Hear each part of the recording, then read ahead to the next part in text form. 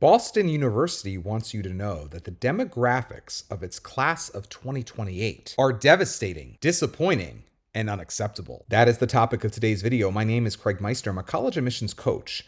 You can learn more about me and how you can work with me one-on-one throughout the entire college admissions process on my website, which is collegemeister.com. And if you're interested in learning about whether or not you are or your student is on track for selective college admission in the United States of America, visit areyouontracktogetin.com. Again, that's areyouontracktogetin.com, at which you will complete a free 3-minute assessment. Your results will be emailed to you right away, and they will help you clarify whether or not you are or your student is on track for selective college admission in the United States of America. Let's first take a look at the Boston University Class of 2025 profile, because this gives us some context about where we have arrived today. When the class of 2025 first entered Boston University, it was made up of 23% international students, 20.3% Asian students, 35.3% white students, 8.3% Hispanic students, 4.9% African American or Black students, 4.6% two or more race students, and negligible amounts of American Indians, Alaska Natives, Native Hawaiians, or Pacific Islanders, and 3.5% of the students in the class of 2025 when it first entered did not report their race/ethnicity.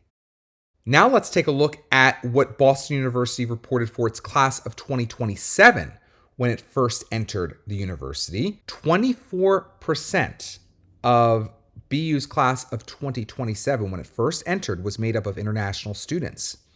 18.1% was made up of Asian American students. 29.2% was made up of white students. 12.8% were made up of Hispanic students, 9% was made up of African American or Black students, 4.1% identified as two or more races, and then again, pretty small numbers for American Indian Alaska Natives, as well as Native Hawaiians or Pacific Islanders, and 2.7% did not report their race or ethnicity, which brings us to fall 2024, specifically actually September 2024, when Boston University, in the person of its Associate Vice President for Enrollment and Dean of Admissions, known as Kelly A. Walter, emailed high school counselors around the world to update them on the demographics of the Boston University class of 2028. And here is some of what she shared. Quote, "It's fair to say that the first admission cycle following the decision by the Supreme Court of the United States to ban the consideration of race in admissions has been a challenge. And while the results were not totally unexpected, they are nonetheless disappointing. BU is not exempt from this trend, and the decrease in diversity in our incoming class has been devastating for me and my team. Let me start by sharing information about the first-year student applicant pool. Despite the SCOTUS decision, the diversity of our applicant pool remained virtually unchanged from fall 2023. Applications from Black students remained constant at 6.5%, while applications from Hispanic students increased 1 point from 14% to 15%. Not only does this reflect my team's commitment to identifying and attracting students from diverse backgrounds, but it also suggests that the SCOTUS decision did not have a chilling effect on students' desire to attend BU. This is very good news. However, the inability for the admissions team to consider race as we were reviewing applications and shaping the class resulted in a decrease of underrepresented students in our first-year class from 22% to 15%.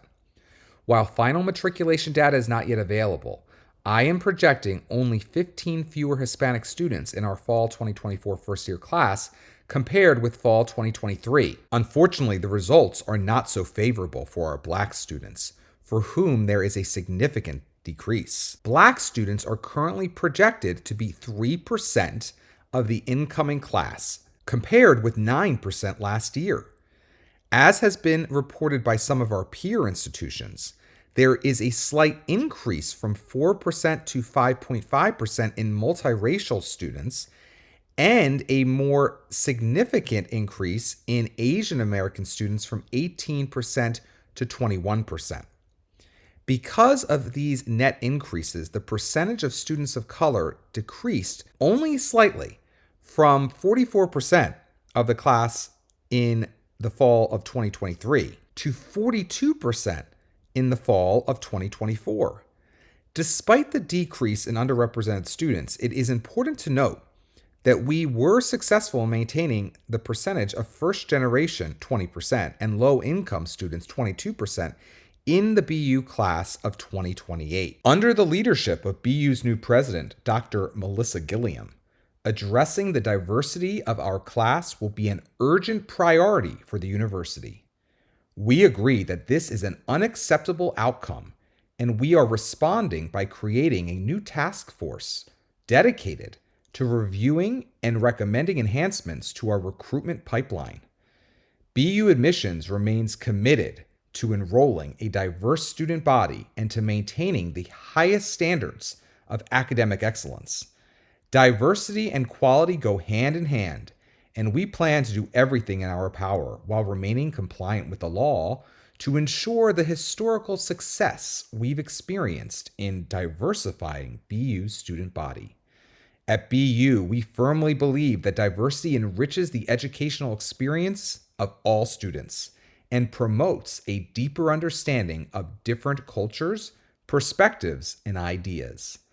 I promise that we will do our best to live up to these ideals and continue to make BU a community where everyone belongs. As President Gilliam stated, diversity is a core value of this institution, and we have to learn and improve. End quote, end quote. Now I will share with you what was shared on the Boston University website. Headline reads, BU sees drop in Black students enrolled after Supreme Court affirmative action ruling. Officials say they will focus on recruitment activities, finding new pipelines to attract Black students, and building a more inclusive environment. Before I go on, as was stated, nothing in the actual application numbers for the class of 2028, as was shared, indicates that the Black students in particular felt in any way as though BU needed to create a more inclusive environment.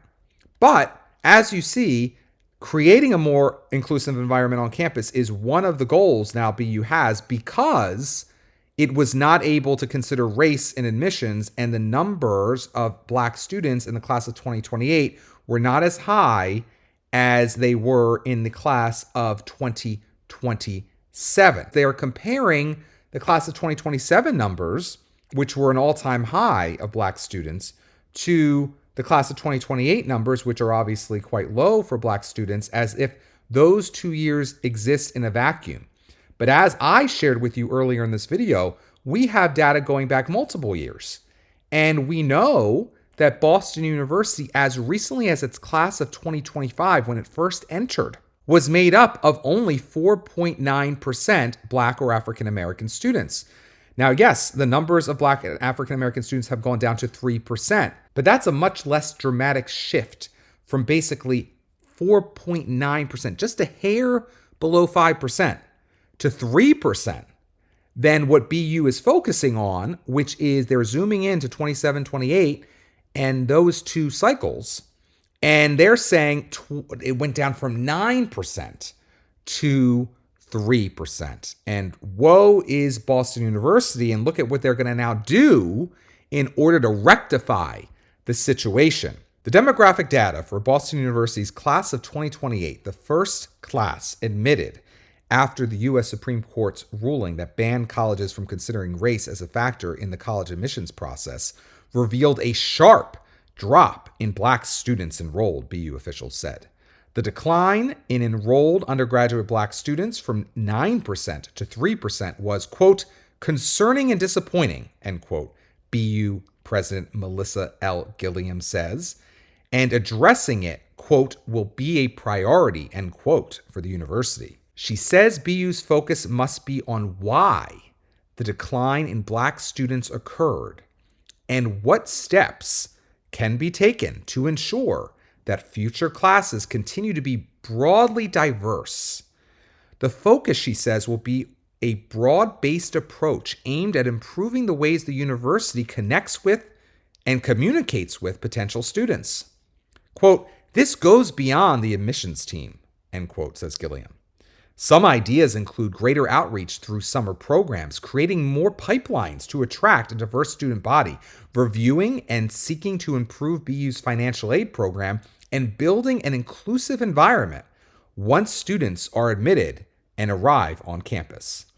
BU's newest class remains highly diverse, with 42% overall students of color, a slight decrease from 44%, 21% Asian American students, an increase from 18%, 12% Hispanic students, a slight tick down from 13%, and 20% first-generation college students.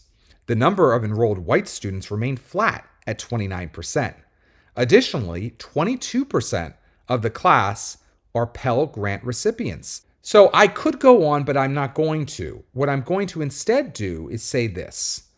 Boston University is in a state known as Massachusetts.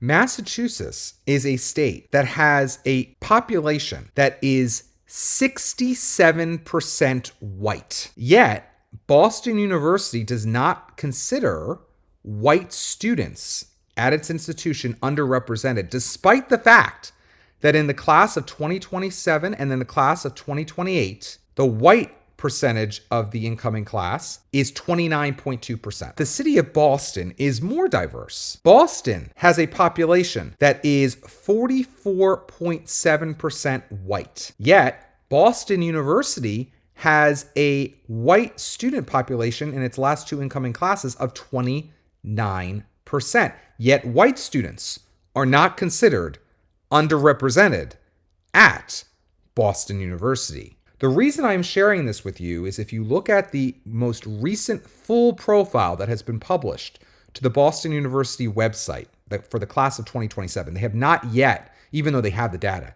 they have not published in this aesthetically pleasing format the profile for the class of 2028. So we're looking here again at the class of 2027. What you see is the group that is most underrepresented at Boston University, if we're really literally defining underrepresented as what percentage are they in our class versus what percentage are they in the greater community in which we find ourselves, whether it be the city community or the state community we find ourselves. The population that is most underrepresented is white. Black students are certainly taking a hit as a result of the removal of race consideration in admissions in the United States. But the hit they have taken is not nearly as large as portrayed in these very robust statements from Boston University if you take a view of things greater than 1 year to the next. BU can do all the things it's saying it's going to do, but as long as it can't consider race in admissions, it might continue to have a hard time bringing those black numbers up. And the reason is because the black population applying must be applying with scores and or grades and or rigor in high school that is on average lower than other demographic groups that the black population is competing with. And that's why relatively we saw a drop in black numbers. And that's why the black numbers went down compared to some other groups. What needs to be fixed, if you feel as though the numbers of black students at BU and other peer institutions is too low, is why is it that on average, the black applicants are producing applications that are less compelling and therefore less competitive relative to other demographic groups that are applying? Again, it goes back to the course grades earned throughout high school, the rigor of the curriculum those grades were earned in, the test scores submitted, also the quality of writing on the application, and so on and so forth. And that's not something that BU really has any plan relating to fixing it, because they can't fix that. Because they don't control the world at BU, even though they may think they do or they want to. Boston University remains a very diverse school. And I don't believe it needed to diminish its class of 2028 so much by using words like disappointing and devastating to hyper focus on slight changes to the demographics of the class, simply because the powers that be at Boston University really, really want to increase the numbers of Black students again. Why not just celebrate the fact that for the first time, race was not a consideration in admissions decisions at Boston University, to refer to the demographics of the class of 2028 as devastating and disappointing and unacceptable, I believe was a bridge too far and is a bridge too far. And I would actually argue that doth protest too much over at BU, because if you look at the longer history of the demographics of Boston University classes, you see that actually Boston University is quite diverse these days. Yet, if we're being honest, more than one race is underrepresented in the latest Boston University freshman class. I also think it's important to note that though it was not the focus of today's video, the class of 2025, when it entered Boston University, was made up of 4,011 students, and 57% of those were accepted through regular decision, while 43% of those were accepted via early decision. Whereas for the class of 2027, just 2 years later, the class of 2027 was made up of only 3,145 students, and 43% of those were accepted regular decision, while 57% were accepted early decision. A complete reversal in the ratio between early decision and regular decision in just 2 admissions cycles. Make a note of it. Now, let's say you finished your Common App to Boston University and you want to know if it's as strong as possible and whether or not, in its current condition, your chances of admission are impressive, inconclusive, or inadequate. You need my pre-read. Getting my pre-read now means having me review your entire Common App, just like an admissions officer or admissions committee at Boston University will review it later, and receiving by email, no later than the time you reserve, a comprehensive report highlighting what's working and what's not on your full Common App and your Boston University Common App supplement. If you've yet to submit your Common App, my pre-read may motivate you to make adjustments to it before your deadline. If you've already submitted your Common App, my pre-read will prepare you for what I deem to be your likely admissions outcome at Boston University. To purchase my pre-read now, go to mypreread.com. Again, that's mypreread.com. If you enjoyed today's video, please give it a thumbs up and consider subscribing to my channel. If you'd like to work with me one-on-one throughout the entire college admissions process, go to my website, which is collegemeister.com. Until next time, stay safe, stay well, and most importantly, stay stress-free throughout the entire college admissions process.